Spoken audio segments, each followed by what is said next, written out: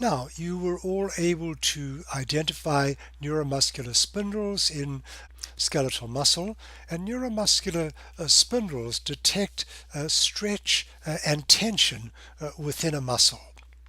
When a muscle stretches, these intrafusal fibers within the neuromuscular spindle will also stretch. The regular muscle fibers outside of the neuromuscular spindle are called extrafusal fibers.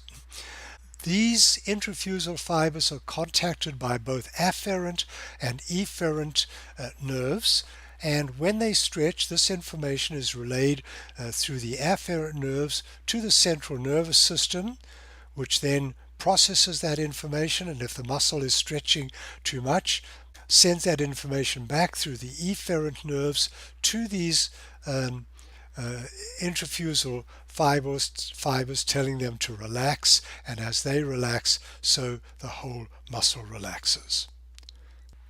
Now, let's look quickly at cardiac muscle. Cardiac muscle is quite similar in many ways to skeletal muscle. Instead of being formed by the fusion of many hundreds of myoblasts, cardiac muscle fibers or cardiac muscle cells are unicellular. Each myoblast develops independently, synthesizes the myofibrils, which fill up the cardiac muscle fiber, and cardiac muscle cells, cardiac muscle fibers, still show these light and dark bands of the sarcomeres. They have a single nucleus because they're not formed by fusion of myoblasts, and this single nucleus is generally situated centrally in each fiber. They're joined together by specialized structures called intercalated discs, which we'll look at in a moment. They contain a lot more connective tissue than does skeletal muscle, and they branch. So these are ways to distinguish cardiac muscle from skeletal muscle. And here I've put in this slide just to show you the differences, how different cardiac muscle looks versus skeletal muscle. Skeletal muscle with these peripheral nuclei, cardiac muscle with central nuclei, cardiac muscle with intercalated discs and much more connective tissue in between the fibers. Intercalated discs are structures that you should understand. Intercalated discs join adjacent cardiac muscle fibers. Here's one cardiac muscle fiber or cell. Here's another cardiac muscle fiber or cell splitting along here. And these two cardiac muscle fibers are joined to one another through an intercalated disc. And in the transverse part of the intercalated disc, there are numerous desmosomes, these little spot wells here. And additionally, there's a somewhat specialized structure called a fascia adherens, which is quite similar but to a macular adherens, but covers a larger distance. And the actin filaments of the terminal sarcomere are inserted into this fascia adherens. Heart beats 70 times a minute, 24/7, 70 years and 10.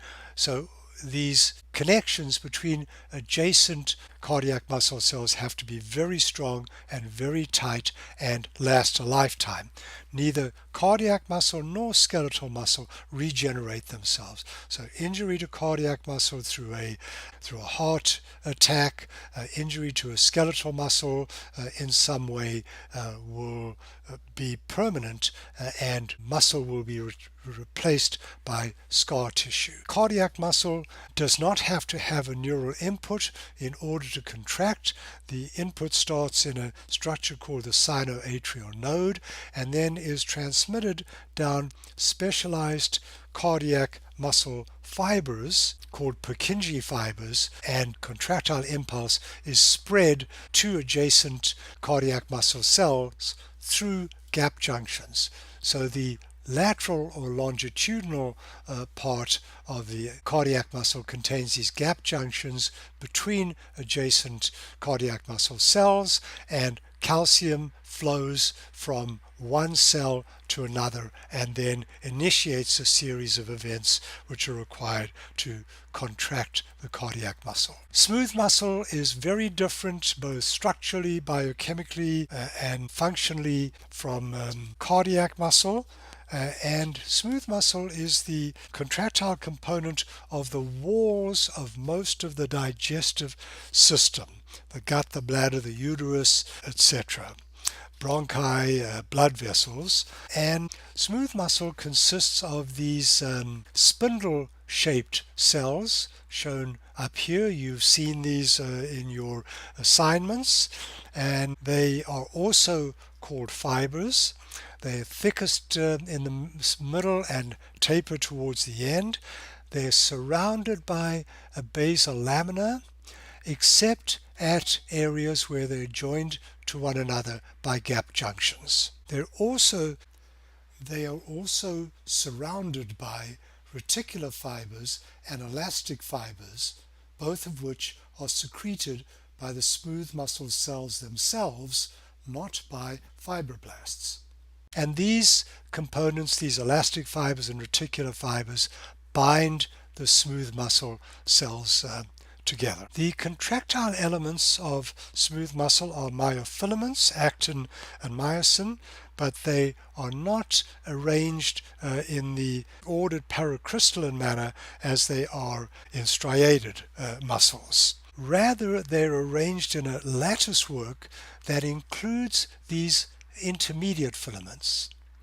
Smooth muscle also contains what are called dense bodies, which are attached to the cytoplasmic side plasma membrane, and these intermediate filaments insert into these dense bodies. During smooth muscle contraction, the actin and myosin filaments, which are associated with these intermediate filaments, contract and pull on these intermediate filaments, causing them to shorten, and the muscle then takes on this corkscrew shaped appearance, and the whole muscle fiber shortens. Smooth muscle is often not innervated, although some of the fibers within a smooth muscle bundle will be innervated, but then the excitatory impulse is passed from cell to cell to cell through gap junctions, just as it is in cardiac muscle, and then the contractile steps are initiated by the flow of calcium into the smooth muscle. Contraction of smooth muscle is initiated by the entry of small amounts of calcium from outside the muscle cell in through channels in the plasma membrane, and when the small amount of calcium from outside enters into the cell, it causes the release of large amounts of calcium which are stored in the endoplasmic reticulum. This large amount of calcium then binds to a molecule called calmodulin up here, forming a calcium calmodulin complex,